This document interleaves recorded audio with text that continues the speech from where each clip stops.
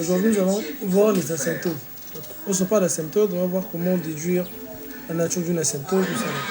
Premièrement, on va commencer avec l'asymptote de l'équation qui est simple. Donc, ça veut dire que lorsque je prends, je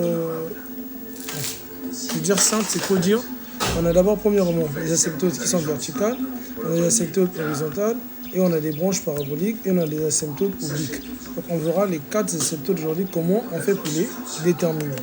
Premièrement, je commence par, si j'ai la limite, quand x tend vers un réel d'une fonction, et que ça nous donne l'infini. On dit que la limite là, dans l'infini, automatiquement, on va dire alors la courbe admet une asymptote qui est comment? Verticale d'équation x égale à a. X égale à a, c'est autre que le point qui est là.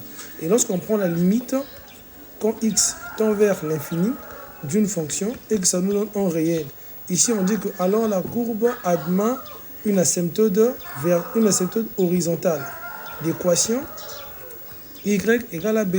Et le b là, c'est le résultat qu'on obtient après avoir calculé la limite. Maintenant, si on prend maintenant par exemple la limite quand x tend vers x0 d'une fonction f de x qui est égale à b.